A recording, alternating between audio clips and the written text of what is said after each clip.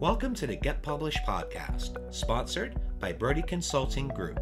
To get more information about our coaching, publishing, executive ghostwriting, and podcast production services, go to getpublishedpodcast.com. Hello, I am Paul Brodie, and thank you for joining us for another episode of the Get Published podcast, where we help authors get published with a proven system that works. Today, we're being joined by Lisa Barnett, author of From Questioning to Knowing, 73 Prayers to Transform Your Life. Lisa, welcome to the show. Thank you, Paul. It's a pleasure to be here. Are you ready to get started? I am. All right. Question number 1. What is the one piece of advice that you would give to a first-time author who is currently writing their book? What I would say is you are the only person who can write that book. So please don't give up. Don't doubt yourself. Really, I think that first-time authors often come to that place of, who am I to write a book, or who cares what I have to say? But people do care what you have to say and share, no matter what kind of book it is. It's important to the world. So please get it finished and get it published. Absolutely. And that's going to transition nicely into our next question, and that is, what do you feel is the hardest part about getting published? Well, I think for a lot of people, if they get stuck on really having to go the traditional route, that I think that for many of us that can be challenging. I was very blessed with my first book. I had an agent and I got a publishing contract. But I know there's not nearly as many of those, and they certainly don't pay up front like they used to.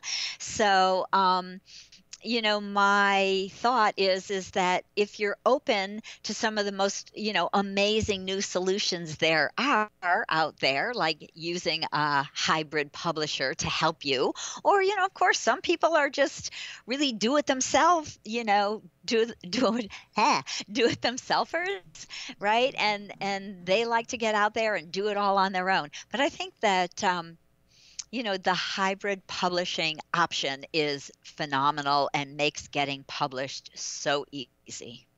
Well, I know we were talking about this prior to the show, where you mentioned that your first book was through a literary agent, and then you went through Career Press. And then your second book, which is your current one, you mentioned a hybrid publisher through Waterfront Press. So what has been your experience going through both of those routes? They have both been great. So I was I was very blessed to win a agent in a book contest. I put 2 book proposals into this book contest, and out of about 300 book proposals, I actually won an agent, and he did get me a book contract. So for me, it turned out to be super easy to get an agent to make that happen. But one of the things I notice is that the checks that come in are much smaller. And but the other side is that I was in Barnes and Nobles all over. I was in small bookstores all over the country, and I even found my book at a bookstore in London. So that was super exciting to have that all done for me. And my publisher also gave me a PR company that got me on about 50 radio shows. So all of that was paid for, by the publisher. But so with the hybrid publishing, self-publishing, I found that if I wanted my books in the bookstores, I had to pay to get enough printed that they could be distributed, and I had to pay for my own PR person to get me on radio shows. So I'm making more money on royalties, or I'm making more income from Amazon, but I'm also spending more money to promote myself. Well, and that's going to transition perfectly to our next question in regards to marketing. So please share a marketing strategy that you have used in your book launches that has worked well. I love doing radio. So I would say that that is a fabulous marketing strategy. Now, some people kind of have the gumption. Again, some people are great do-it-yourselfers, and they will, send emails and send letters and send books um, to all these different radio shows. You can get, you can buy, again, long lists of radio shows, podcasts, telesummits, places to speak, and do it yourself. I like to hire a professional to get that rolling, because I also think that these radio shows that have connections, more in that professional world, sometimes you get on a bigger name show. So that's the route I've gone. I've hired a publicist to get me on. Often they will guarantee whatever, 35, 45, 55, radio shows for your X dollar. So that's been great. And I find that, that gets books sold. Yeah, and just getting out there. I think that's one of the biggest things, and getting out your comfort zone, because I feel that many authors, they just want to get their book done, have it out there, and that's it. They're not willing to, not all authors, but there's a lot that aren't willing to put in that sweat equity because they're introverts. They don't necessarily want to get out there. And the biggest thing you have to realize now is, with running your book like a business, you have to be the face of your book, and you have to be able to get out there and to promote it and to get on podcasts and radio shows and put in that effort, because it does make all the difference, especially when it is time to market your book. Right. Oh, absolutely. The book, it just isn't going to sell itself, especially if it's not on the shelves. People aren't going to stumble on it. But think about Amazon. It's pretty rare that someone's just going to stumble on your book out of, whatever, hundreds of thousands of books that are, on a website. So what I found was that doing all the radio shows that I've done, and I've probably did about 100 at least in a year, that I got a steady royalty check from my hybrid publisher every month. And I'm not going to say that I, was striking it rich at all, but what I would say is that it certainly made me some money, more than paid for the publicist that I hired. And also, the other strategy with that is to find places and shows often that will allow you to give a free gift, so you can add people to an email list. And so that's another really great strategy if you're on radio shows that, put a link to your something instead of just straight away to your website. I would send it up to my book page, that if you sign up here, you get to download, a free gift, or I usually would do 3 free gifts, so that there would be an incentive for people to sign up for my website, or, to my email list, by downloading 3 gifts. And one, because of the work I do, is more spiritual. I would do a guided meditation or visualization, and a PDF, and maybe a shorter interview, which can be great. So people can hear all sorts of and receive all sorts of gifts from you, and so they sign up for your email list. And so building an email list is a great way also to interact, right, with your readers. Well, you bring up a great point, and I think this is one of the things that is also missing, and that is, when authors do go on different podcasts, one of the main things that I train my clients with is, I tell them, is like, if you're going to be on all these podcasts, all these shows, make sure that you can give away something of value, because you want to have a call to action. It's not just about being on the show, plugging your book, talking about it's on Amazon or Barnes & Noble. You want to funnel those listeners to your website.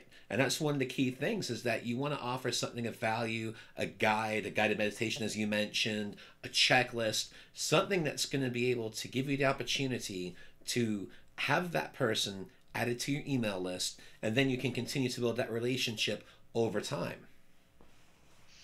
Right, absolutely. It is really the way of the world now. So a book is not, we write books for numerous reasons, and many people write books because they really want to show and share that they are the authority or expert in, in the work that they do.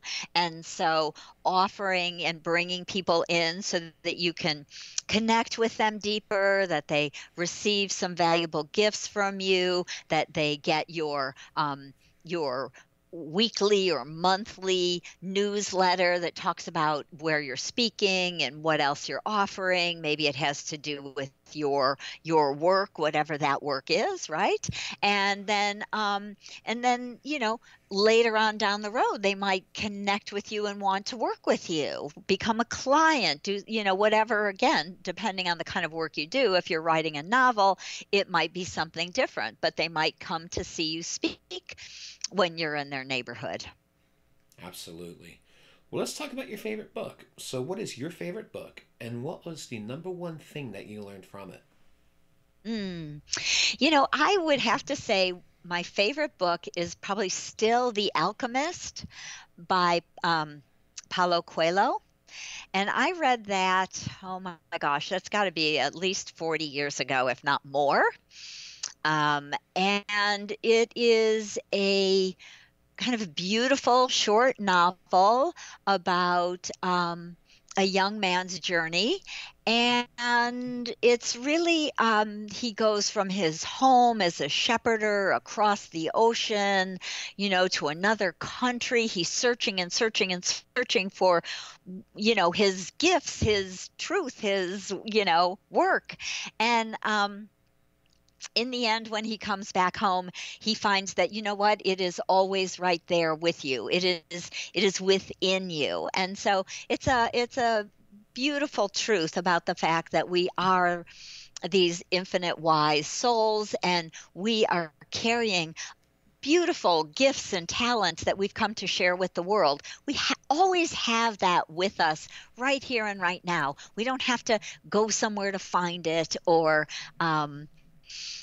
get it from somewhere else or someplace else. And so that book, The Alchemist by Paulo Coelho, has, been my lifelong favorite. And for a final question, what is your favorite quote and why? Um, I don't know that I have a favorite quote. I think there's a lot of amazing quotes out there.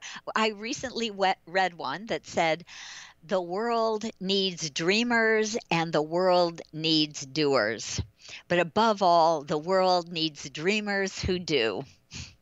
And I just thought, that is so perfect. This is how we are going to change the world. So, there's quotes about, how how important it is, for us to change ourselves, and then the world around us will change, right? So, moving out of struggle and fear, and dreaming big, and doing bigger, right? So I think that's how we get our books done. That's how we finish writing a book and get out there and get it published and get out there on radio shows. And it's all about the dreaming and the doing. So that felt just very appropriate for our talk today. Lisa, I want to thank you for being a guest on the show. What is the best way for people to find you online? My website is akashicknowing.com, and I'm going to spell that because Please do. I know no one will be able to figure that one out. So, of course, you go to www.akashicknowing.com, akashickknowing.com. And I work with the soul guidance and wisdom of our own souls, and that's what the Akashic records are, and the Akashic field. So it's about accessing your own soul's guidance to help you. That's how I've channeled my books, is through my own soul's guidance and records. So it's fascinating work. If people are on a spiritual path, I hope they check me out at akashickknowing.com. And I'm assuming there's some sort of free guide or some sort of opportunity, that something that you'll be giving away on the website as well.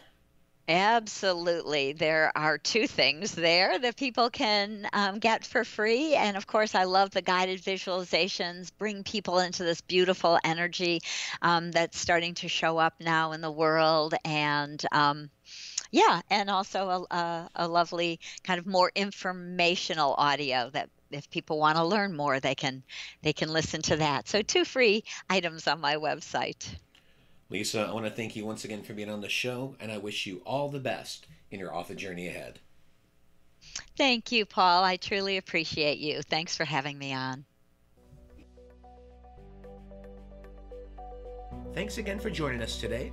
To learn more about how you can be featured in our brand new Get Published business book, go to getpublishedpodcast.com.